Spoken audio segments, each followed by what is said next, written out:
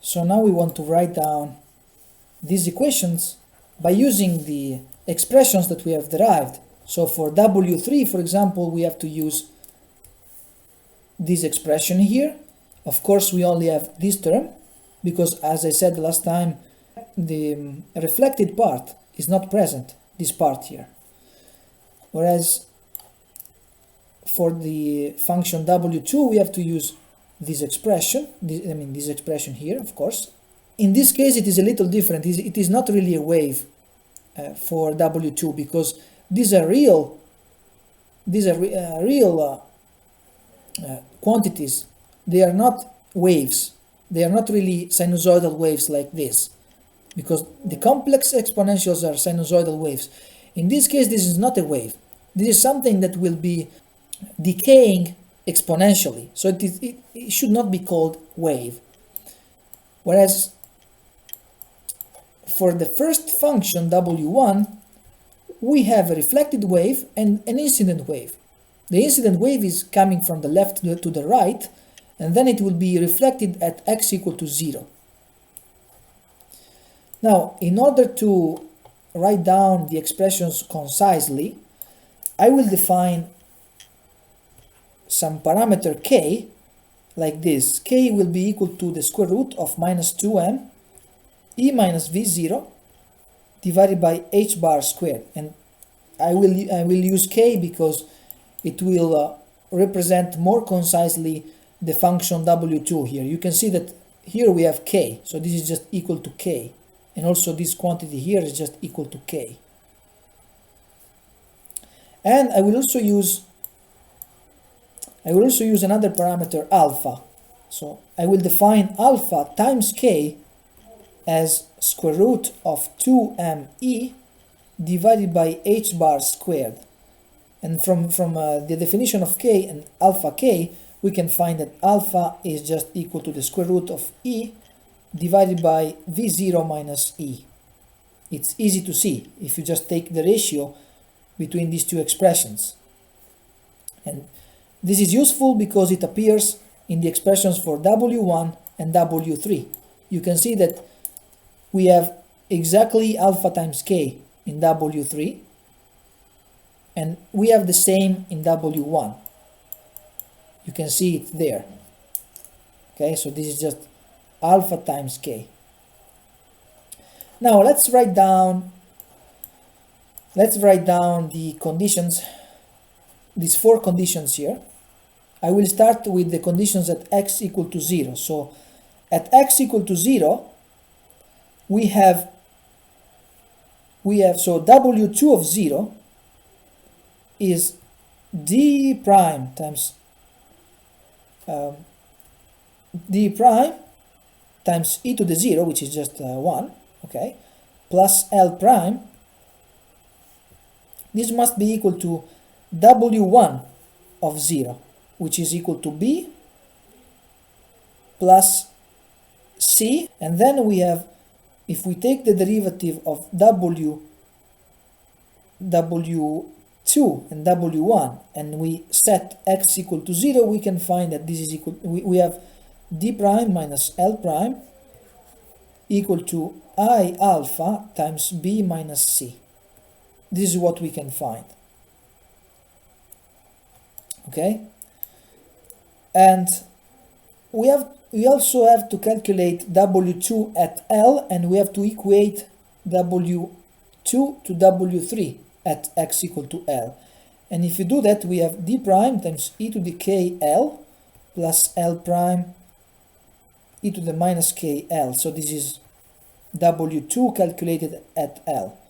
This must be equal to, now let me cancel this, I don't need it, equal to f times e to the I alpha k L plus g e to the minus I alpha k L. But as I said, g is equal to 0 here, so we don't have this term, and I can avoid writing it down.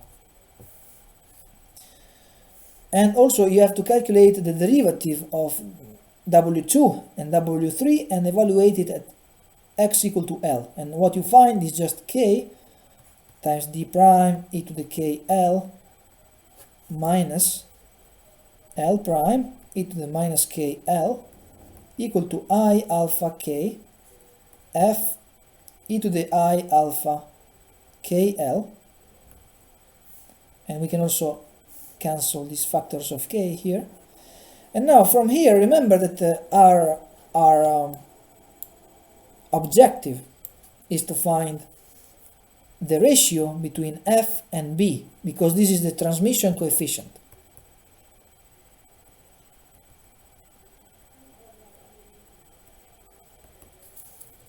Okay, so we have to do some algebra. This is just a simple thing, but I will do it step by step because it can be useful to see how you can do it. Okay, so I will consider first these two equations, and I will add these two equations term by term. So for example, if I add them term by term, these two terms will cancel. So I will be left with 2 d prime e to the KL, and this would be equal to 1 plus I alpha times F times e to the I alpha KL. From here we can find that d prime is equal to 1 plus I alpha divided by 2 times F times e to the I alpha KL times e to the minus KL. And now we can also subtract the two equations. So we can consider the first equation, and then we will subtract the second one.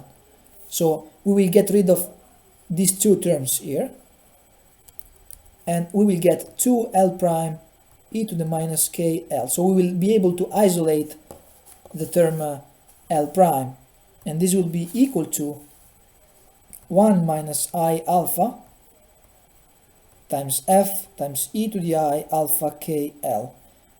And from here you get that L prime is equal to 1 minus I alpha over 2 F e to the I alpha KL e to the KL here. Okay? Now we have managed to write d prime and L prime in terms of F, as you can see here. So that's important, because we want to find F over B, okay, or B over F, and then take the reciprocal of that. But we also know that D prime and L prime can be, related to B and C here. So we have to find, essentially we have to find the coefficient B here. From these two equations we get that if we divide by I alpha both sides, in the second equation, for example here, we can rewrite it like this, and then we can simply add the two equations term by term. We can get rid of C. We can get rid of this, and therefore we get 2b equal to d prime plus L prime plus d prime minus L prime over I alpha. Okay, now we have the expressions for d prime and L prime in terms of F. So now it's easy algebra. Okay, so we have 2b, we can write it like this, we have d prime 1 plus 1 over I alpha plus L prime times 1 minus 1 over I alpha, and I have simply rewritten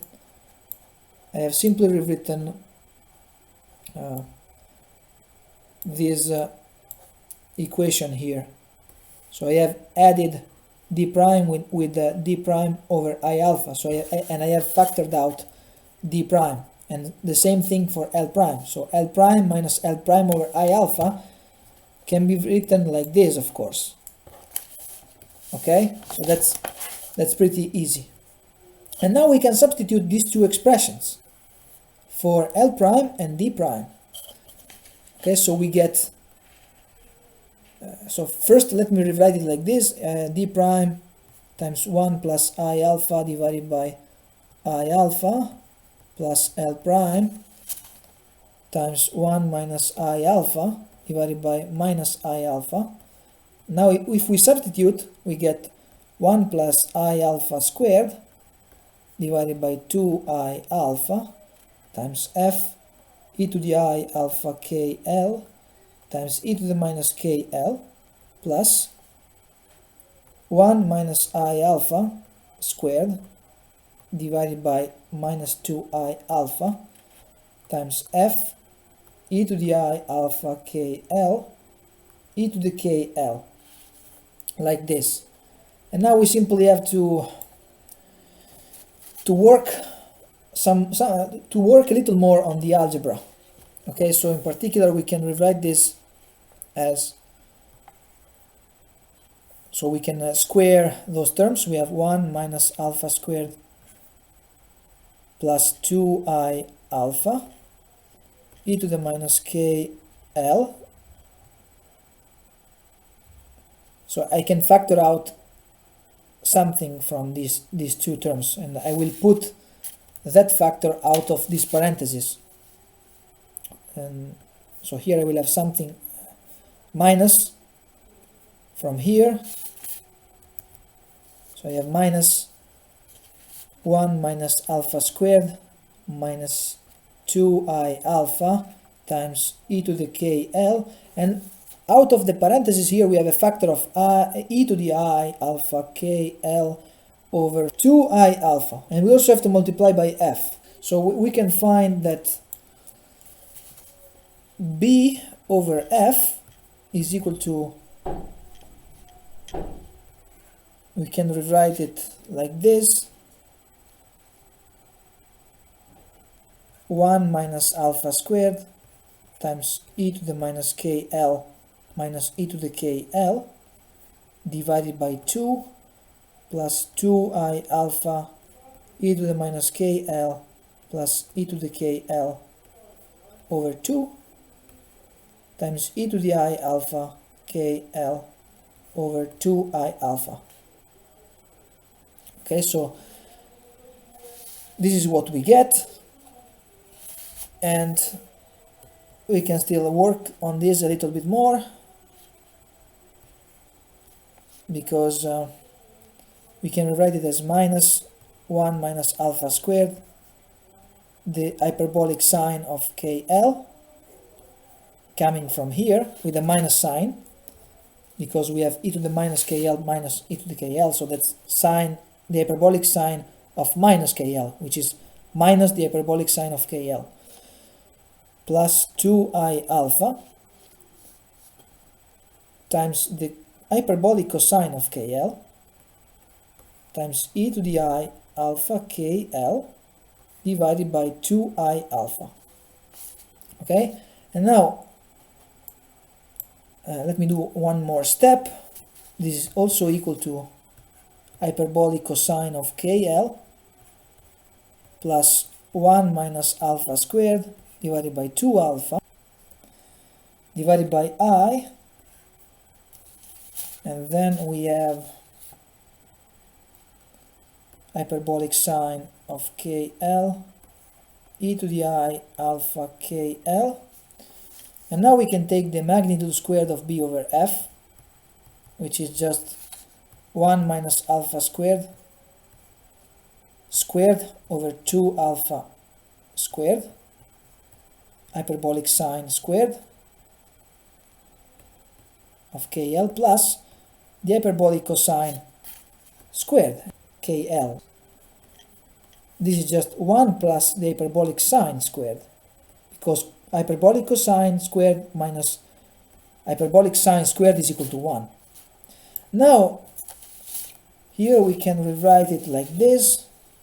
This is just 1 plus 1 minus alpha squared divided by 2 alpha squared times the hyperbolic sign squared of kl plus 1.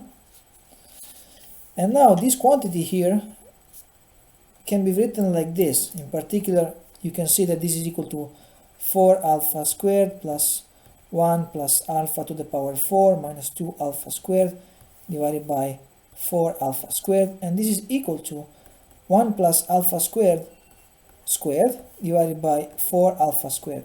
And if you substitute the expression for alpha, and if you recall, alpha is just equal to the square root of e divided by v0 minus e.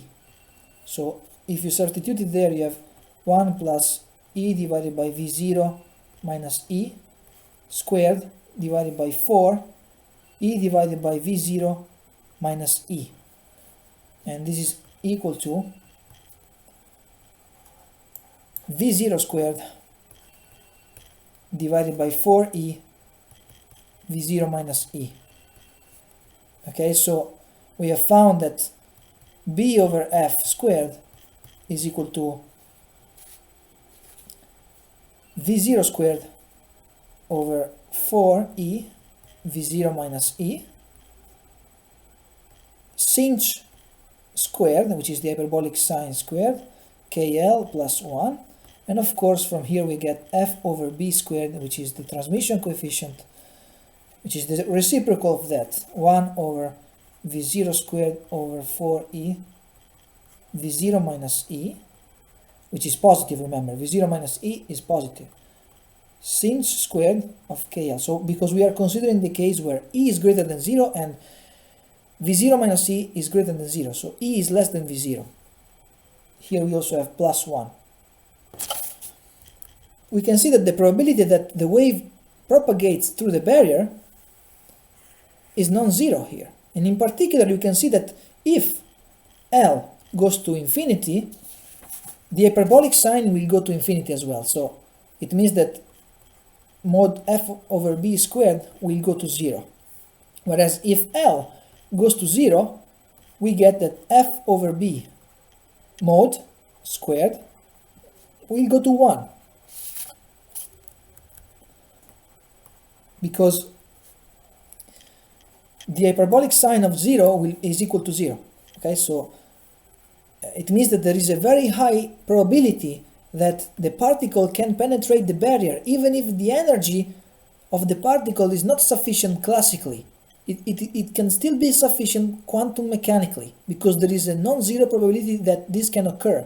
And the probability gets larger as the width of the barrier decreases.